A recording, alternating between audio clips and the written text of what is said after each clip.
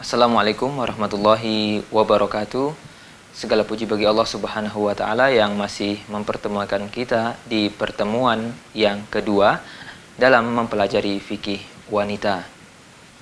Dan kita masuk kepada bab yang pertama, yaitu yang berkaitan dengan toharoh.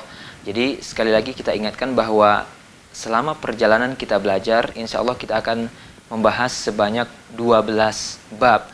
Dan ini adalah bab kita yang pertama, yaitu tentang toharoh. Dan dalam bab toharoh ini, yaitu kita akan toharoh, ya, kita akan berbicara tentang air, karena memang nanti media yang kita pakai tentunya untuk bersuci adalah air. Dan juga kita nanti akan membahas tentang wudu, bagaimana hukum-hukumnya, tata syarat-syaratnya juga. Dan selanjutnya nanti kita akan membicara tentang tayamum. Nah, kemudian nanti ada dikenal dengan mandi. Yang kita maksud adalah mandi wajib. Dan di saat ini nanti di bab yang terakhir dari pembahasan toharoh, kita akan berbicara tentang haid dan nifas. Haid dan nifas. Dan ini memang kekhususan wanita, dan laki-laki tidak ada mengalami hal ini. Dan sebelum kita masuk ke satu bagian dari isi bab yang ada, sebaiknya kita mengenal dulu apa arti toharoh secara bahasa. Jadi toharoh yang dimaksud adalah, itu artinya bersih, ya, nazafah, atau mungkin bisa juga diartikan dengan suci. Ini secara bahasanya. Namun secara istilah, yang dimaksud dengan toharoh, yang kita inginkan kita berbicara tentang toharoh dalam ilmu fikih adalah, yaitu membersihkan diri dari najis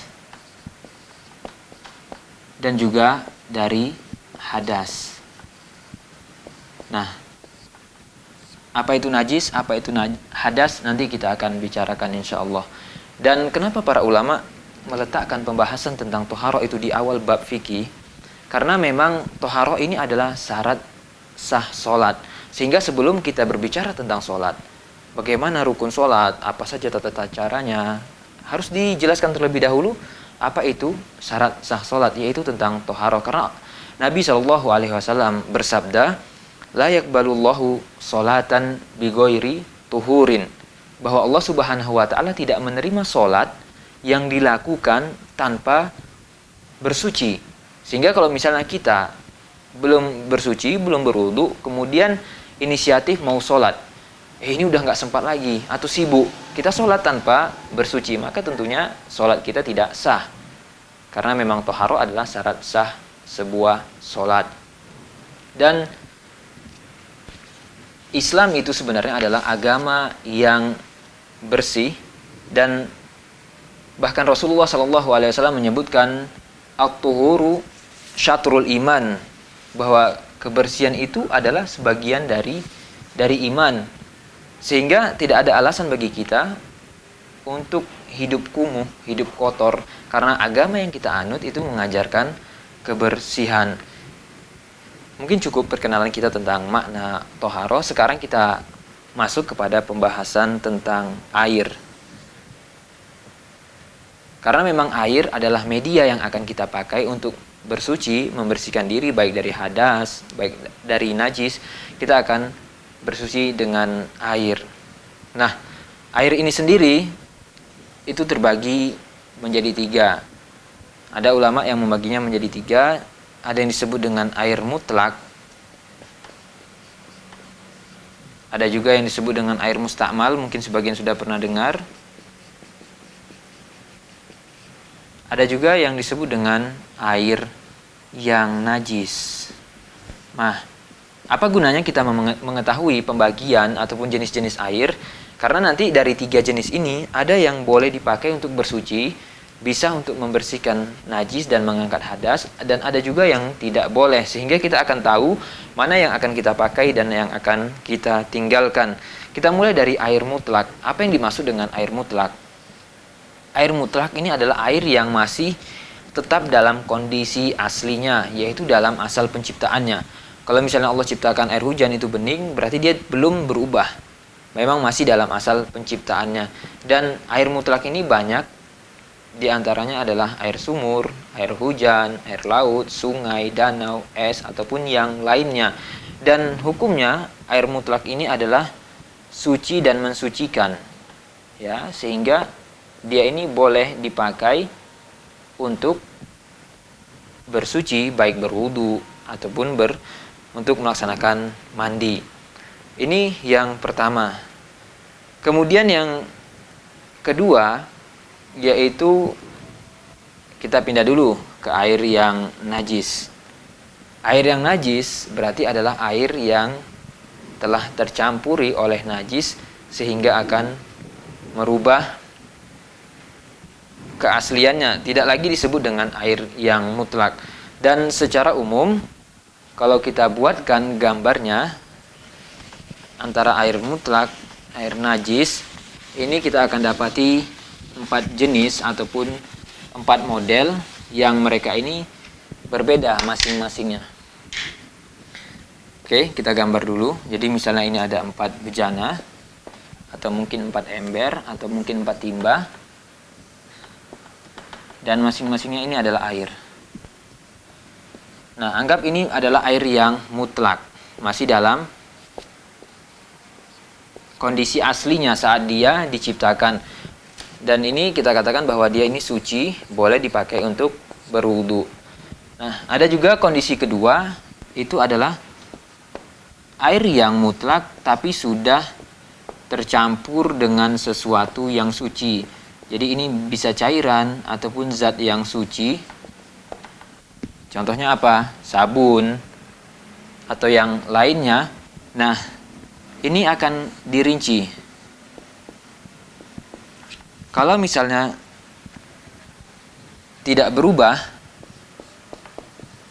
ya, tidak berubah ketika tercampuri di sini, dalam artian jumlah zat yang masuk ke dalam air ini, ke dalam air mutlak ini sedikit, sehingga dia tidak berubah, maka ini tetap dinamakan air mutlak. Orang akan mengatakan ini air. Kalau demikian halnya, maka ini tetap boleh untuk bersuci. Dan kondisi yang berikutnya, ada air juga, air mutlak, kemudian tercampur masuk ke dalamnya sesuatu yang suci, baik air, sabun, ataupun yang lainnya, namun ini berubah. Dalam artian jumlah zat yang terlarut itu lebih banyak, sehingga mengakibatkan ada perubahan, baik warna, rupa, rasa, ataupun bau, maka ini tidak lagi kita katakan sebagai air yang suci. Tidak disebut air yang mutlak, tapi mesti ada embel-embelnya ketika kita menyebutkan. Misalnya air teh, air kopi. Teh, kopi, ini adalah sesuatu yang suci. Ketika kita masukkan ke dalam air mutlak, kalau sampai merubah air mutlak ini sehingga warnanya, baunya, atau mungkin rasanya berubah, maka ini tidak boleh lagi digunakan untuk bersuci, tidak boleh lagi digunakan untuk berwudu. Ini tidak disebut air mutlak karena harus ada embel-embelnya kan, air teh, air kopi. Tapi yang disebut air mutlak adalah tidak ada embel-embel ini. Ini apa? Ini air. Ini apa? Ini air. Tidak lagi orang mengatakan ini apa? Air teh atau mungkin air kopi. Dan jenis yang keempat, apabila zat yang terlarut yang dimasukkan ke dalam air yang mutlak tadi adalah yang berupa najis. Nah, ini juga diperinci. Kalau dia tidak berubah, berarti hukumnya sama seperti ini ya. Kalau misalnya masuknya hanya sedikit, contoh kita punya air satu bak besar, kemudian kita masukkan 2 tetes air kencing. Tentunya tidak berubah kan? Kita punya air yang banyak, kemudian diteteskan 2 tetes air kencing.